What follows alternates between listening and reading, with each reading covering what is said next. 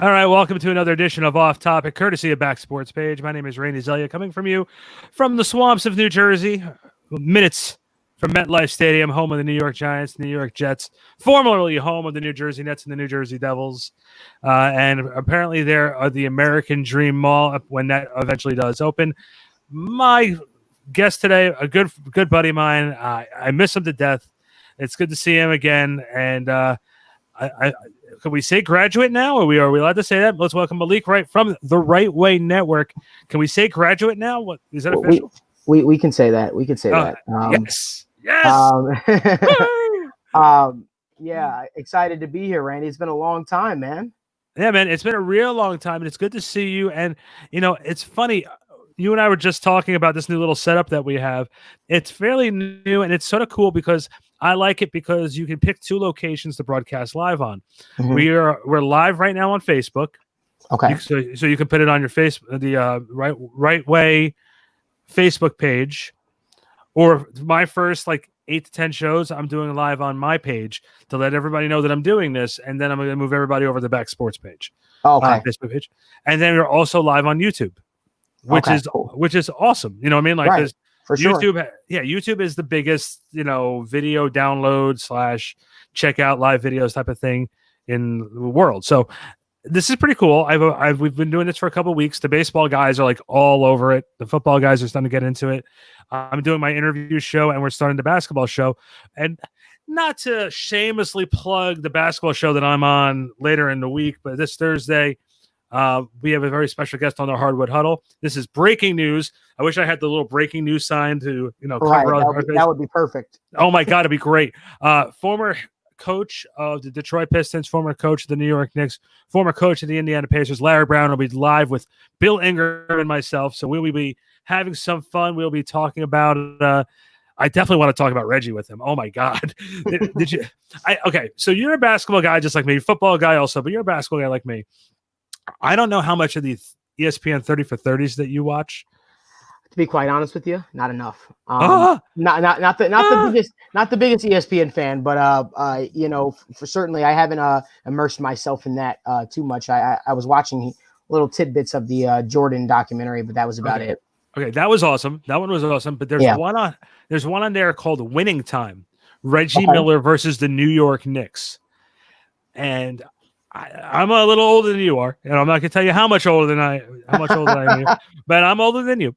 Right. And I got to tell you that, to me, growing up in my teens, Reggie Miller versus the New York Knicks was the most fun for me to watch basketball because for sure. And that 30 for 30 is by far my favorite thing with Reggie Miller. Right. And I'm going to ask Larry Brown about it. But there was a story about John Starks. I hope you remember John Starks. Might be a little bit before my time. Okay, John's okay. Just working on to see what age demographic I'm going with. Come on, Randy. I'm 24 years old, man. Come on. Wow, you're only 24. 24. John Starks was a hothead starting two guard, and Reggie. I don't know if you knew this, but Reggie Miller was one of the best trash talkers in basketball history. Okay. So Reggie would be able to get under his skin to the point where he headbutted Reggie Miller. John Starks headbutted Reggie Miller during a game. And Patrick Ewing and Charles Oakley grabbed Starks by his jersey, screaming with him on the court when they threw him out of the game. And the next day at practice, John Starks' mom went over to Patrick Ewing and says, "Don't you ever lay a finger on my boy again, or else we're going to have another problem." And Mrs. Starks, respectfully, if he does anything that's stupid, I'm going to hit. We will do it again. And Reggie Miller goes, "If I knew about the mother thing, I would have run." I don't know if I would have gone there. You don't mess with the moms. You don't mess with the moms, Randy. No, but I got to tell you something. That's I encourage. I know ESPN doesn't do a lot of. It's not for everybody. The stuff that they do, but right. the obviously the Last Dance and Winning Time, Reggie Miller versus the New York Knicks, to me are must sees. And if you're basketball fans, so listen, you have some stuff going on. Let's talk about it. Let's talk. Going on. Yeah. First off, welcome to the real world. You're no longer a student. No longer can get away with that little baby face of yours. Right. Got the full grown beard, got the mane growing in, so I'm what's known as a man now. So yeah.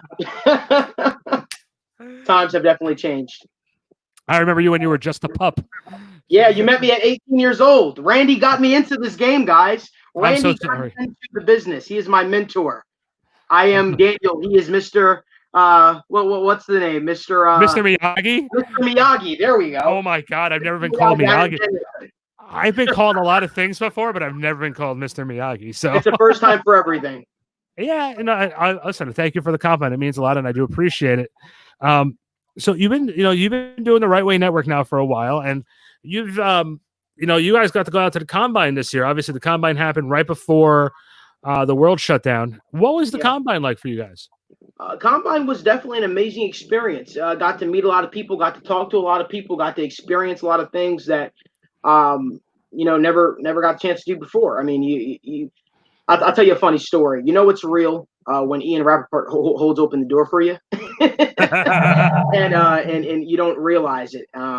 You have conversations with guys like Eric Bieniemy, guys like Steve Belichick, so on and so forth. Definitely an amazing experience. You know me, Randy. I get starstruck for maybe 3 seconds, and then I'm back to business. I think that was the biggest thing for me. It was wow. It was like, I realized it was real when walking ahead of Eric Bieniemy and John Lynch is on the right hand side of me, walking side by side with me because we're going in the same door. I'm like, okay, big boy pants on now. Now I am officially in the major leagues, no longer in the minor leagues. So it was definitely an eye-opening experience, a really, really awesome time. My team is doing a great job, and we're going to keep cranking out this content. I think you'll appreciate this story. Sure. We were covering Giants Cowboys a couple years ago, and I'm by no means am I a Dallas Cowboy fan. I respect Troy Aikman. I respect what that Cowboys team did for those years. I'm in the elevator with Aikman. I say to Aikman, I grew up a Giants fan, but I sure as heck respected what you did, and even at times cheered for you. Right. And it's an absolute pleasure meeting you. And he goes, "Oh, well, thank you for that. Nice meeting you too." And then he drops an F-bomb. He goes, "Man, I effing hated playing the Giants." and walks out of the elevator. And I'm like, wow, all right. Trey just dropped an F-bomb on me. All right, that's when you realize you made it. When Trey drops an F-bomb on you. Well, what was also, the one thing that you're going to learn about being part of the media is the food. And I think to me, that's is one of the big things. People always make fun of me about this. And like Bill Ingram, who's my co-host on the Hardwood Huddle, we joke about this, and with every announcer we have on the show, I'm posting Cedric Maxwell's interview he did with us last week. I'm posting that a little later on today. And one of the things that we were discussing is these guys go from press box to press box to press box and travel from city to city to city. Man, imagine the food that these guys get, and I got to try and all the, So I asked a lot of the announcers, and a lot of them usually say the same thing. When they go to New England to play the Patriots, or when they're up there for the Celtics, or the Bruins, the New England clam chowder seems to be the winning. And when you go to Texas, it's all about the barbecue. Yeah, for sure. When you go down to Miami, it's all about the fish, the seafood, and everything else like that. So I gotta tell you, man, I've been to a couple press boxes in some different states. Listen, man, buffalo wings, sign me up. I'm there all day. That's the one food that calls my heart, that I love. It doesn't matter when or where. I'll eat a good buffalo wing. I can go for a good buffalo wing any point in time. So definitely a big fan of buffalo wings. So I got to tell you, the food at MetLife has always been very, very solid. Mm-hmm. I tell you, for the NBA, I went to the Garden a couple times. The Garden didn't do anything for me. Right. They make you pay a $5 donation for the Garden of Dreams Foundation for you to eat. Citi Field's awesome, and I'll tell you why Citi Field's awesome. They have this little cafeteria thing, and they give you free ice cream when you're covering baseball. Yeah. When you're doing baseball, and it's hot out there. Yeah. Ice cream is clutch. Yeah. I can imagine. Listen, some vanilla ice cream, sign me up again. One of those things. One of my favorite things in the world. That buffalo wings and some vanilla ice cream, sign me up for all day. And you won't hear a complaint out of me. So let's I want to stop joking around for a minute and talk to you about the Wright Way Network for a second. Sure. So what are some of the difficulties that you've found? Because like I said, whatever you've been through, I think I've been through it 3 times over. Right. So, but the thing is though, you don't really, there's a lot of people who don't understand when you're in charge of the situation. Yeah. And you're monitoring the situation when you're responsible for everybody else.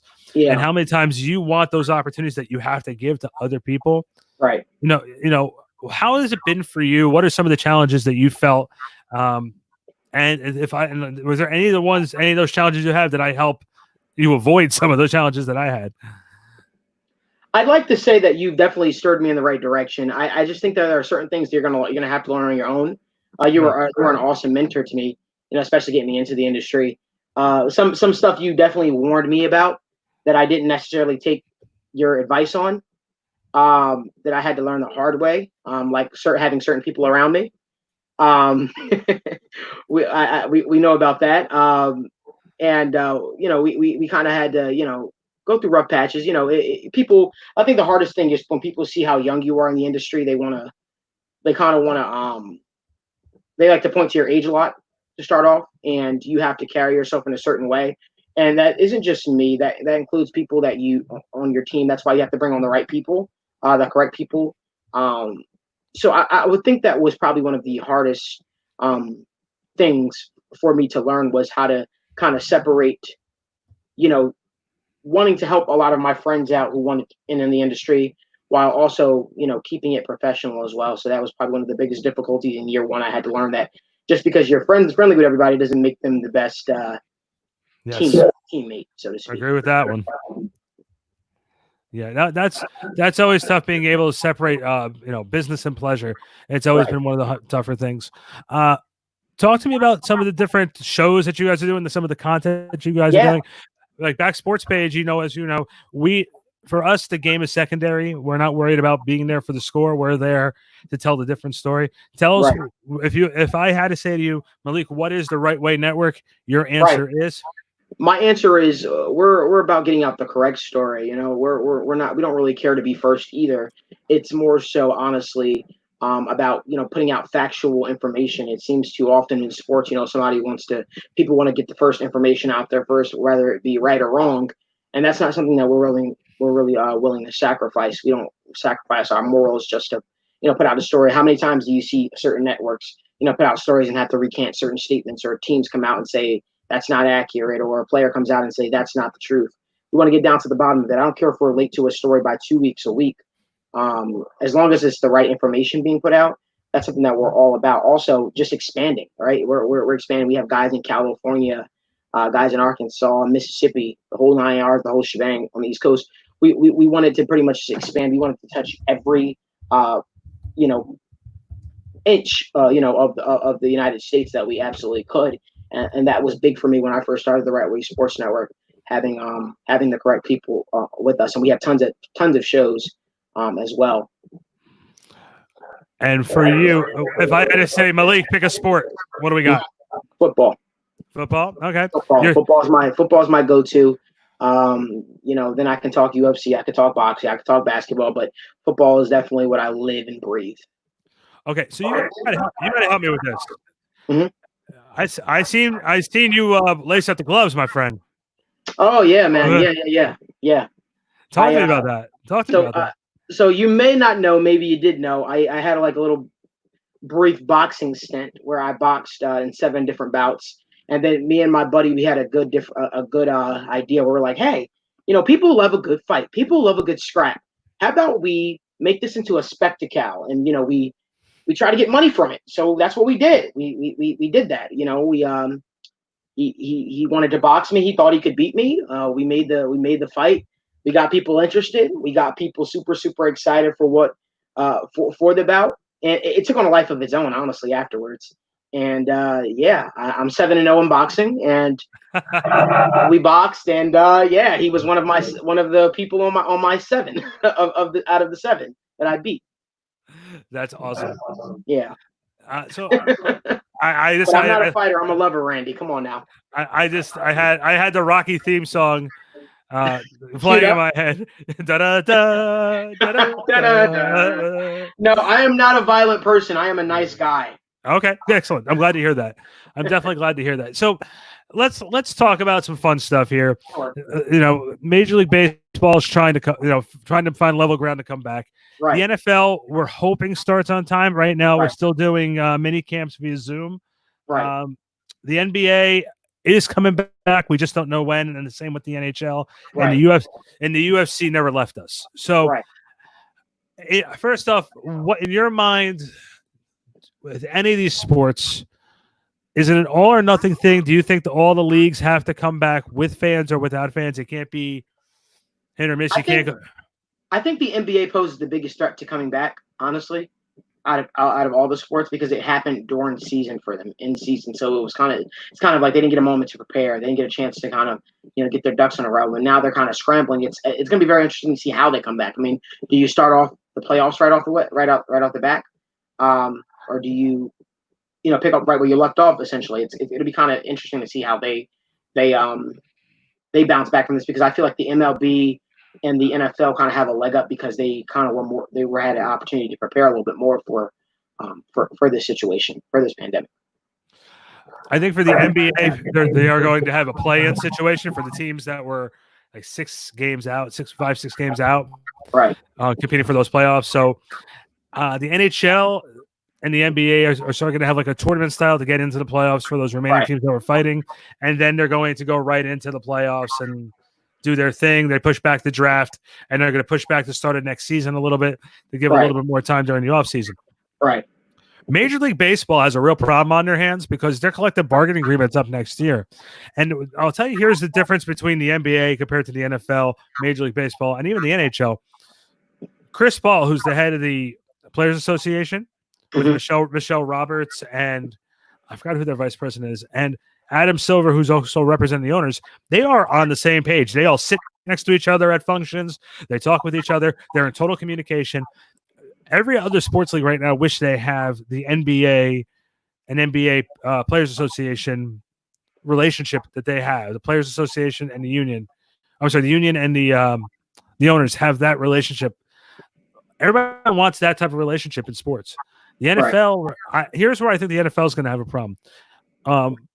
And I think you realize this at the Combine on how much media comes out for the NFL. Absolutely. I think you can't have that much media around the NFL and around the NFL players. Right. I think that you have to be very careful on how many people you're putting in the stadium, if any. And maybe this is just a year for the rest of the time you say, let's figure this out, but let's find a way to still bring in TV revenue money, because ticket sales is only a quarter of our money anyway. Right. So we can live without that quarter of that money and raise our TV revenue up so we can get more eyes on our product. Right. So that's just me. That's just me. I don't know. No, I agree with you. I definitely think we're going to probably see an NFL world where there's no fans in the stadium, and I think that is it's an interesting way to go about it, but I ultimately think it's the correct way to go about things. I really do.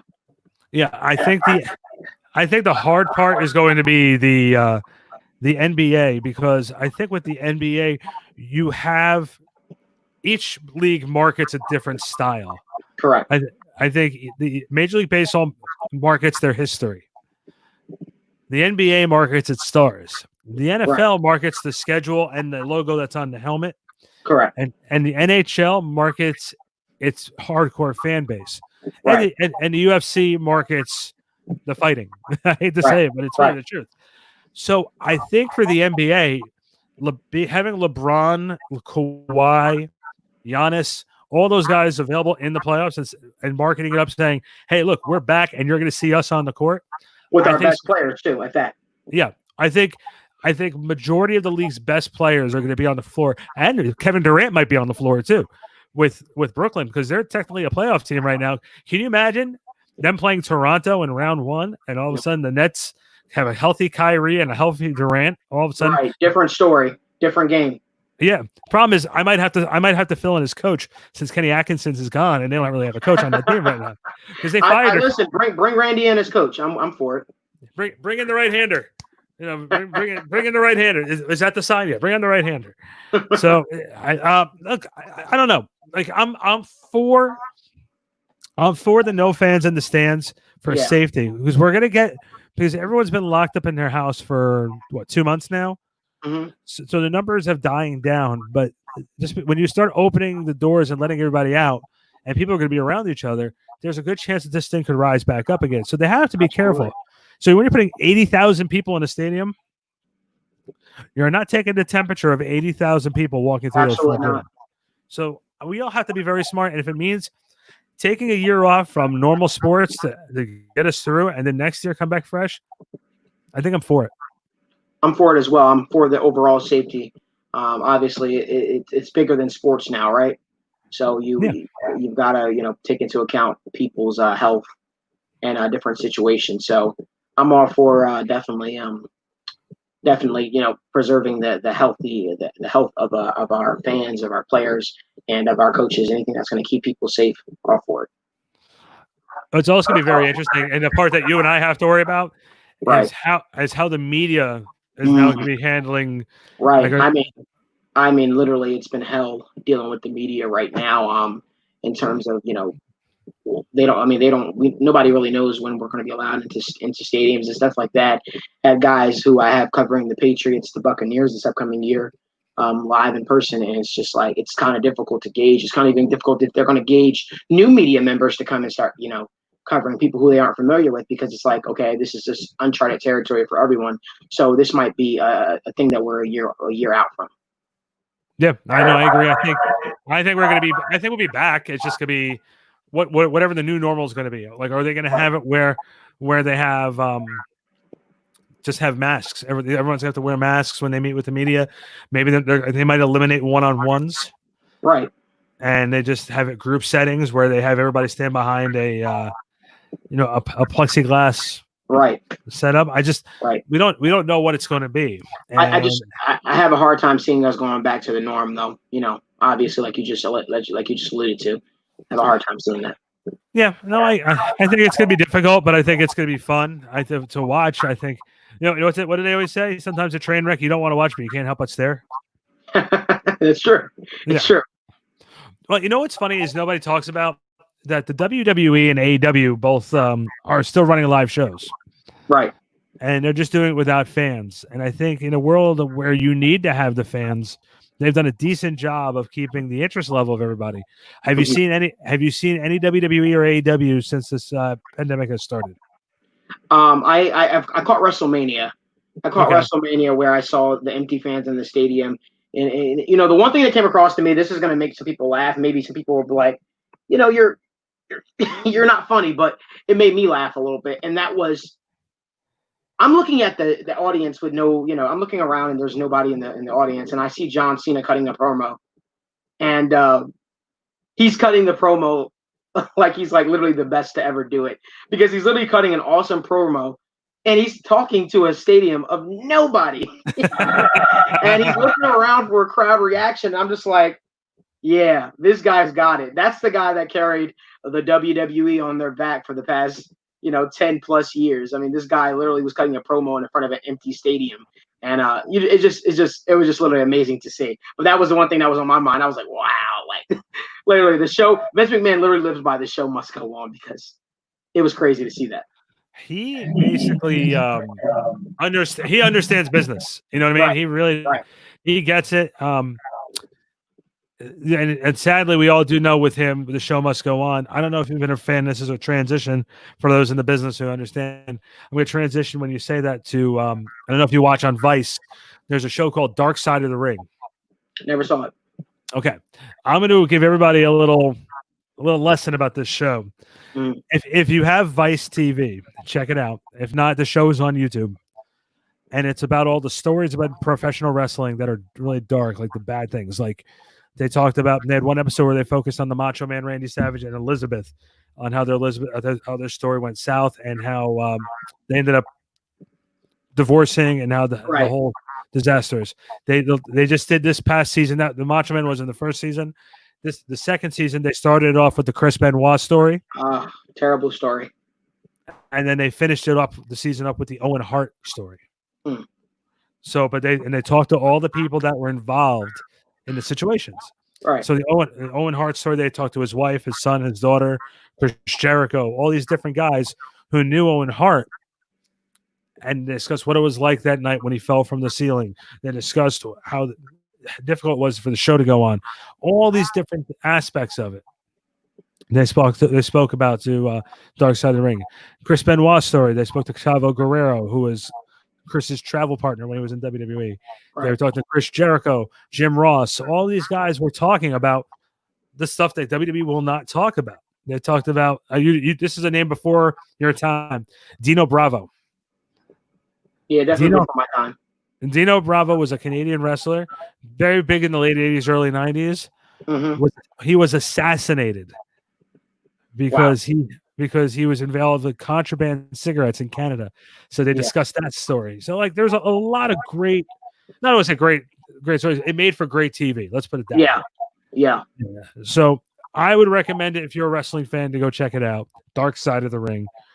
Very compelling. First, Randy recommends Dark Side of the Ring. Have not checked it out myself, but I have always been intrigued by the Chris Benoit, the Owen Hart story. So don't mind if I do. That's certainly something I'm going to check out. Okay, so let's do some plugging for you. We're not done yet, but let's do some plugging. Give me social media, give me the Wright Way Network, and let everybody know what kind of shows you guys do as well. Awesome. You can follow us on Instagram at TWSNet. That's TWSNet with two T's on Instagram and on Twitter.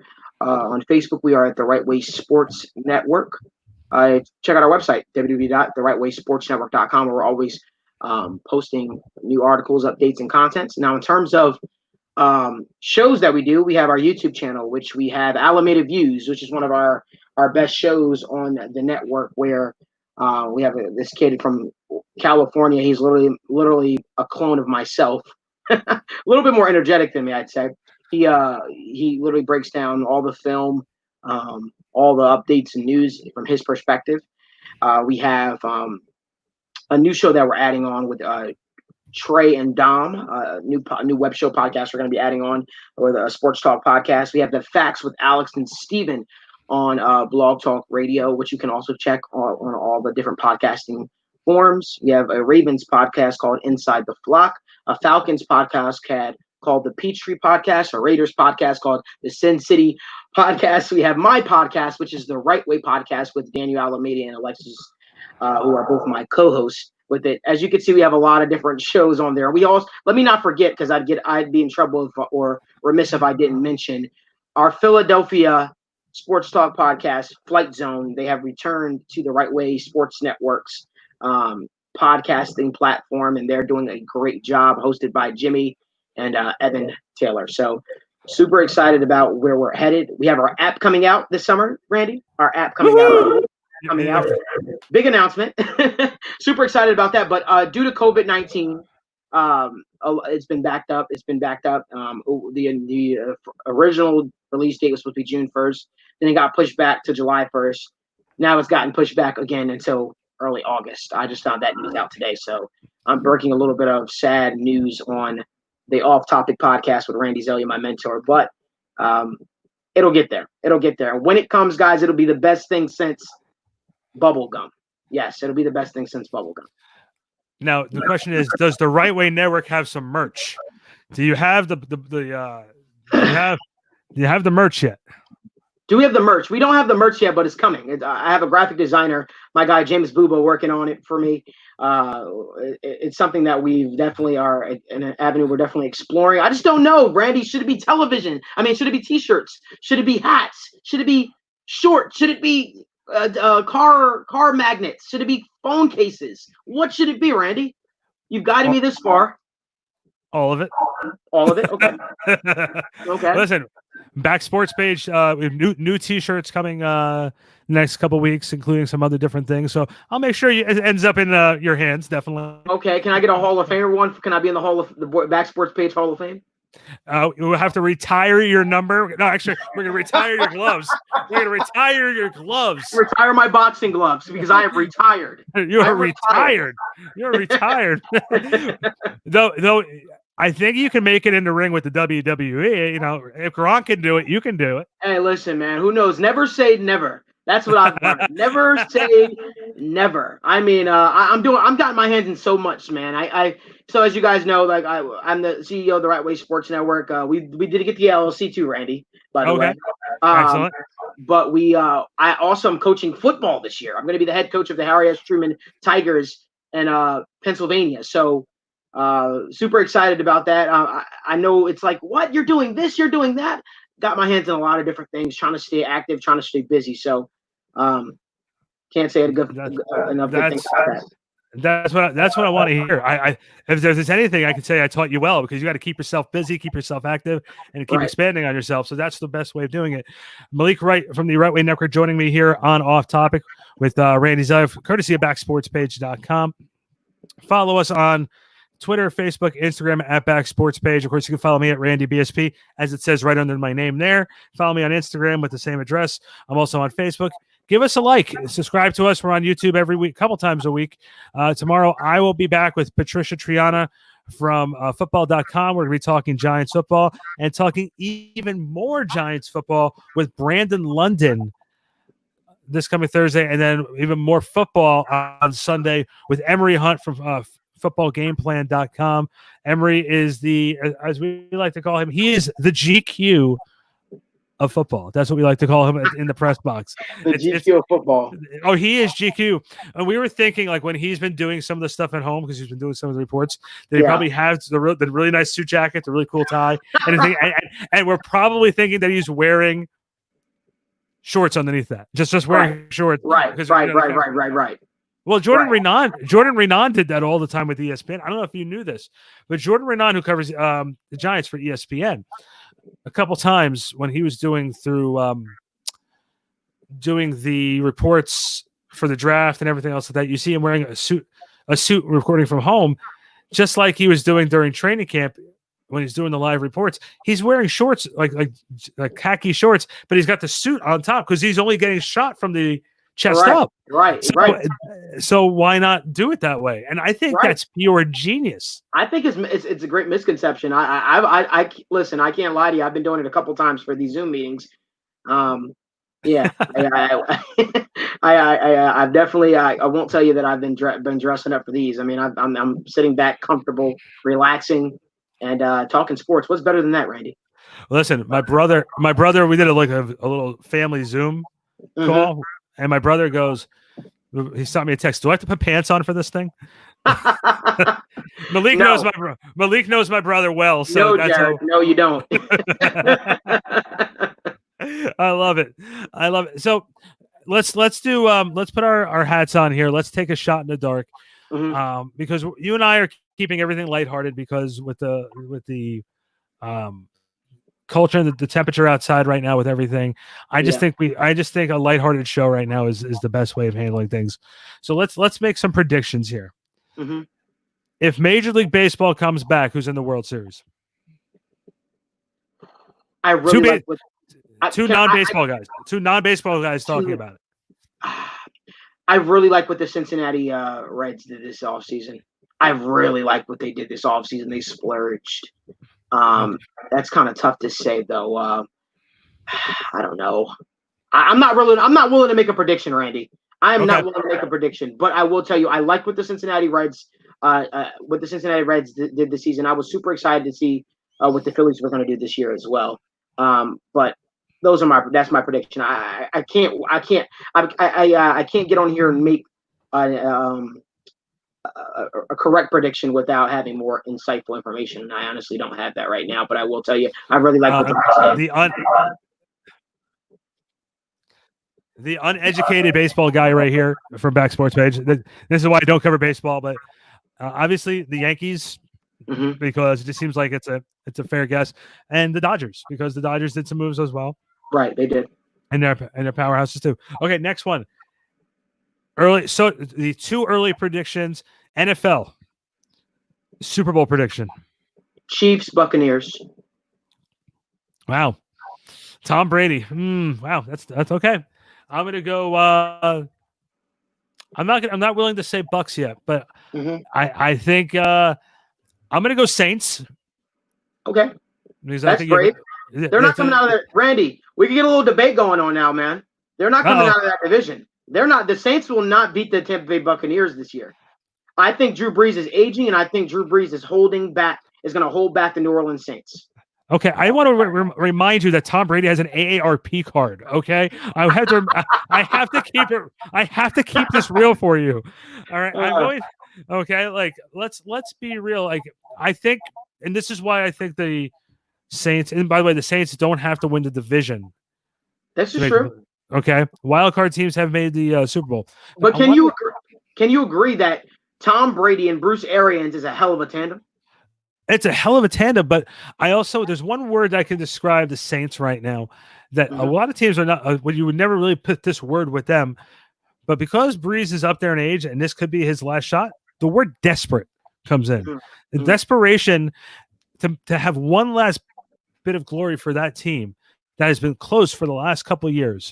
This could be it. I'm going out on a limb and saying them. There's still a lot of talented teams out there in the NFC. Look at the Cowboys. The Cowboys have all the tools. I think the signing of head coach Mike McCarthy is the final piece that might put that team over the edge, because Jason Garrett has been inept as a coach, but also we might be seeing. I'm sorry, I just got distracted. We might be seeing that Dak Prescott may not be the quarterback he thinks he is, and this is why Jerry Jones may not be giving him that money. Right. So I think it's gonna be very, very interesting. It ain't gonna be in the NFC East. It ain't gonna be the Giants. Right. It ain't gonna be the Eagles, because Carson Wentz does nothing for me. He has not played a full 16-game season yet. Right. So and the Washington Redskins are the Washington Redskins. So don't let the Flight Zone guys hear you say that. They will debate you to no end. They can debate all day. The numbers and facts don't lie. Exactly. Men lie, women lie, numbers don't. And that is a proof Carson Wentz has to stay healthy in order to be considered anything. Anything, yeah. Exactly. Among the top elite upper echelon of quarterbacks in the NFL. But I know that's an argument that the guys have been making pretty vocally. I would say they've been saying Carson Wentz is the top 5 quarterback in the NFL. Yeah, and, it is, but I'm just, again, they didn't make the Super Bowl or the playoffs. Wait, let me rephrase that. They made the Super Bowl a year that he was hurt. And the following year, it looks like they were going to miss the Super Bowl. And then he got hurt. And then Nick Foles almost took him back to the NFC Championship game. And then last year, he was not able to stay healthy. So Philadelphia might be looking at another quarterback change coming soon. But if you look around, yeah, well, you look at the Bears, who I think clearly would hire you or I to be the quarterback of that team over Mitch Trubisky. I can quarterback. I can do it. In Madden, I'm all day. I'm all day in Madden. Exactly. Give me just 5-yard outs all day. 5-yard outs. I got you. We're good. I'm wondering why Cam Newton's not on their radar. I'm wondering why. Because they decided to go after Nick Foles for some odd reason, and they had Cam Newton stand. How about this? They had the opportunity to get Andy Dalton, a guy that they were really interested in. Yeah. Okay. Hypothetical, and I hate hypothetical situations. Right. I hate what if situations. You do. I absolutely hate them. But wouldn't it be amazing if Dak Prescott, for some reason, got taken out of the game and Andy Dalton starts winning with the Cowboys? You know what's crazy? I think Andy Dalton could do it, and I think I know. Can you imagine? Yeah, that offensive line with Andy Dalton and those weapons? Oh my God! I always said Andy Dalton isn't the type of guy that's going to uplift the talent around him, but God damn it! If you have the talent, the pieces in place, you mean to tell me you're going to give Andy Dalton a roster with the star-studded offensive line that the Dallas Cowboys have? Then you're going to pair him up with Zeke at the back, at running back. Then you give him Amari Cooper, Michael Gallup, and CeeDee Lamb. Sign me up for Andy Dalton all day. I think he gets the job done. I'm there already. I might tie him up and pretend I'm Andy Dalton. Now that the Patriots are no longer with Tom Brady, but before I ask you this next question, now that the AFC East is Tom Brady-less, You might argue with me on this. You may not. I think the division is Buffalo's. And I think the divisions is the Patriots. Listen, they're not Tom Brady lists, but they might be Tom Brady lists, but they aren't Bill Belichick lists. Well, and here's why I agree with you with that. 11-5 with Matt Castle. Absolutely. The year Tom Brady tore his ACL. Absolutely. 11-5 with Matt Castle. So that's the reason why I believe I'm with you, but I'm also in this feeling of I really like Josh Allen. I think his mental makeup, him being able to make mistakes and go right back. He's a gunslinger. He's a gunslinger. But if you remember the opening game against the Jets last year, he botched some plays, kept the team in the game, and they eventually won. And if you look during that playoff game against Houston, they should have won that game, but he had some bad errors and he was able to stay mentally tough. That's the kind of guy you want leading your team. And I think that's why Buffalo, if it ain't the Patriots, it's the Bills. And I still think the Bills will make it in this year as long as Allen stays healthy and as long as their defense keeps improving. I think that team is a winning team right there. Listen, if this team could put all the pieces together, and when I say put all the pieces together, that's a big ask. But if the Jets could put all the pieces together, I wouldn't be shocked if I saw the Jets make a run for that because they certainly have the team in place to do so. Yes, the Jets, the team in green. That's what I always like to call them, the team in green. From the AFC side, look, I think Kansas City. The hardest thing as a champion is to repeat, but I also think to stay motivated in that situation. I like them to possibly be back in the Super Bowl. I think they have all the tools. This Super Bowl win reminds me a little bit of Seattle's, where you have all this talent, all these different places.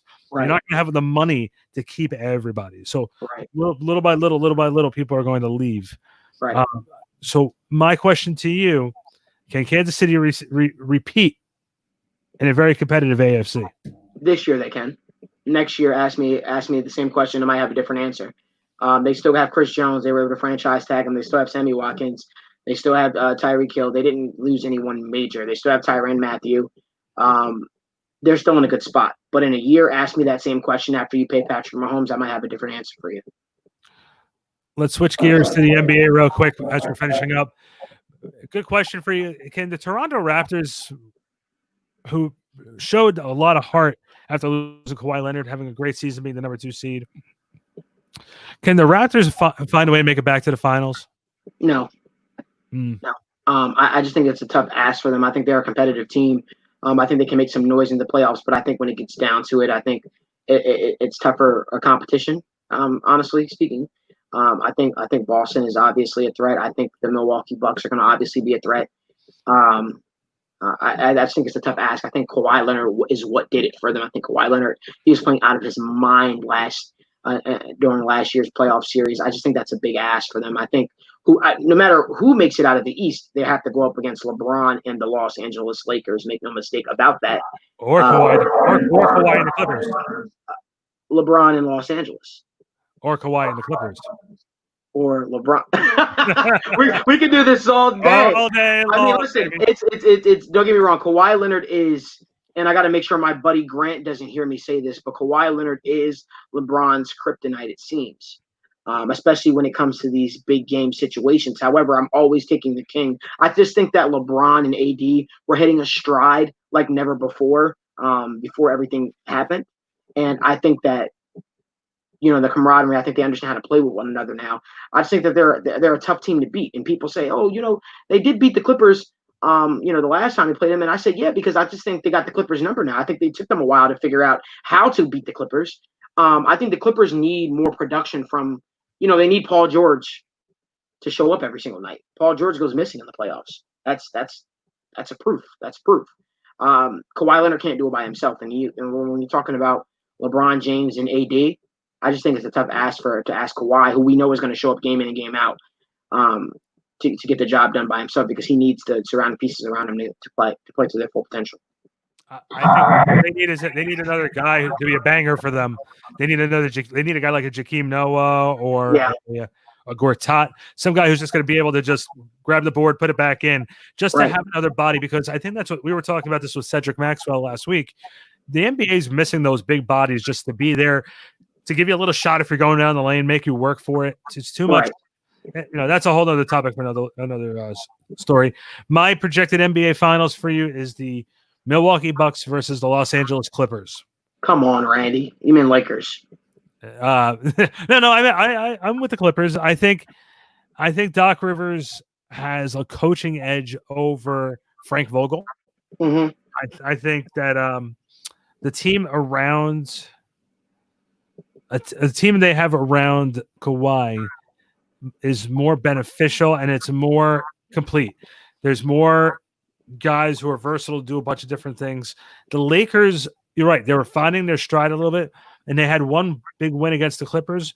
But a lot of the games I watched the Lakers play that were big games, they still hadn't had that season changing win. And a lot of people don't like when I say that, but it's the truth. The successful teams have those season-changing wins when they're finally turning the corner. Right.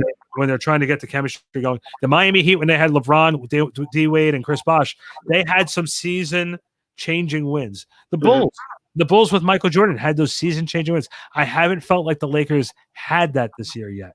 And I think it was coming, but I didn't think they had it up until that point. I can agree with you. I certainly understand where you're coming from. Even when they did beat the Clippers, it wasn't totally convincing. It was very close. It was a nail biter.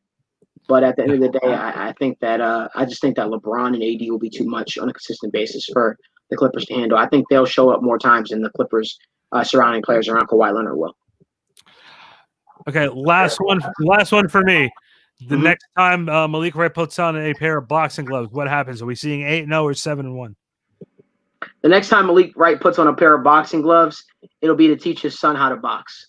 Okay.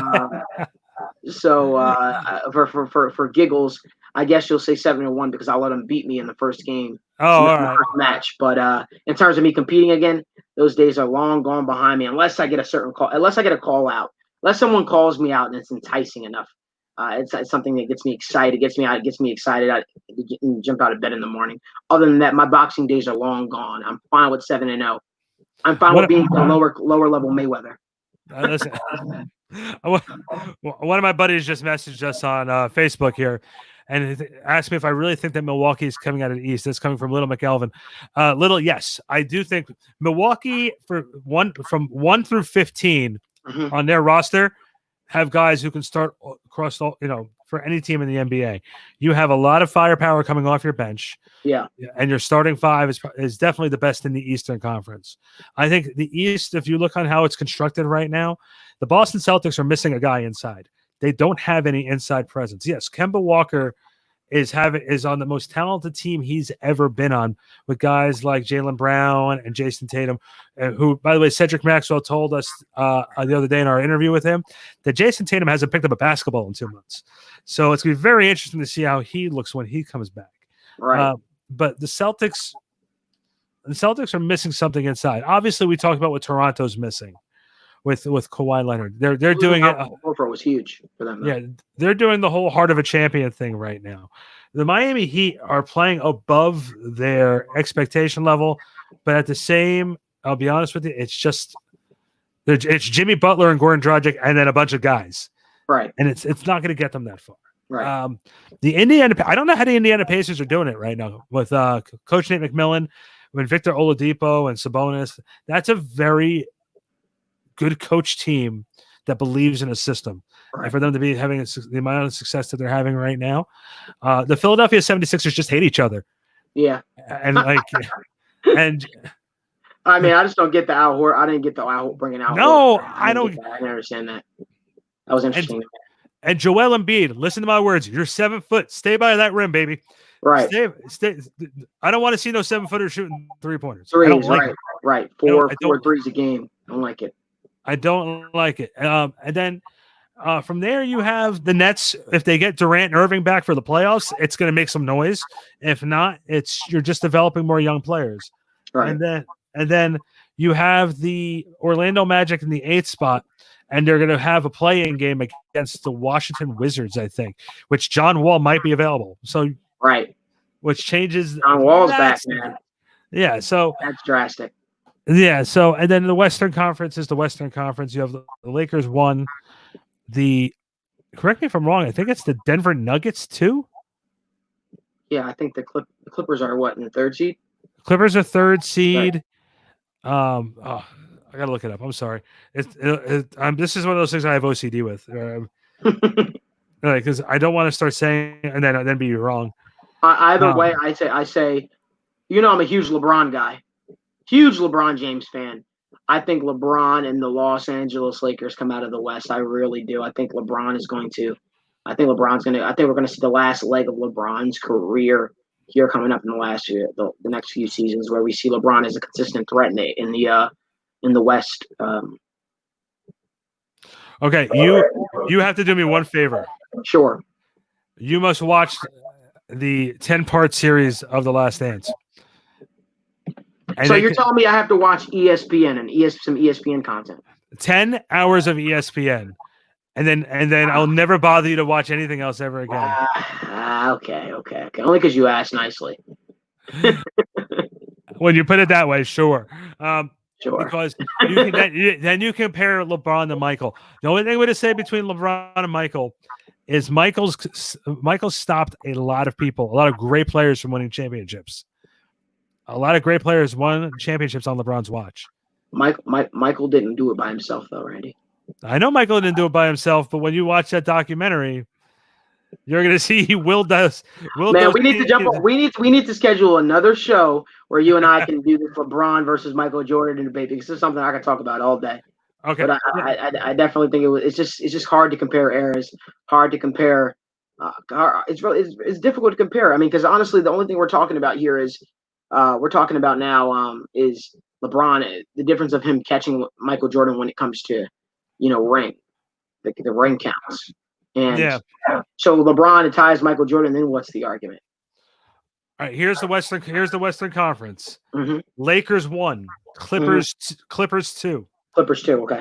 Denver 3. Mm-hmm. Utah 4. Thunder 5. Mm-hmm. Rockets 6. Mm-hmm. Dallas 7. Memphis 8. Portland 9. Pelicans 10. Kings 11. Spurs 12. Man, the only thing I took out of that was the Rockets, man. I expected more. Rockets and OKC deadlock tied in the 5th seed, with OKC holding the tiebreaker. Right. So, and both Rockets and Thunder 1 game back at Utah for the 4th spot. Chris Paul is a god for what he's been able to do with OKC. Exactly, especially at his age by himself, for the most part. He's getting it done. All right, Malik, I appreciate you coming on, man. It was good seeing you, and hang off here after we end, so we'll chat off air. But this was a lot of fun, and we got to do this more often. And I'm glad that you and I got to just chill and talk for a little while. Absolutely, it was awesome to get back in here and to go back to the old stomping grounds of Back Sports Page and be able to help my mentor out and jump on this podcast. It was a pleasure. Thank you for having me. Listen, I appreciate it, and like I said, hang tight for 1 second, guys. I'll be back tomorrow with Patricia Triana and Danielle McCartan from WFAN. We'll both will be live with me for 2 different broadcasts. Check us out, backsportspage.com. See you guys tomorrow.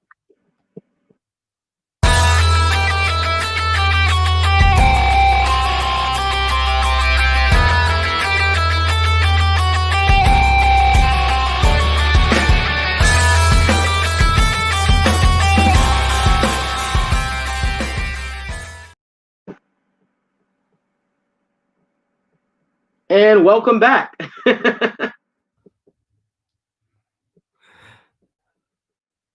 And we're done. What a show, man.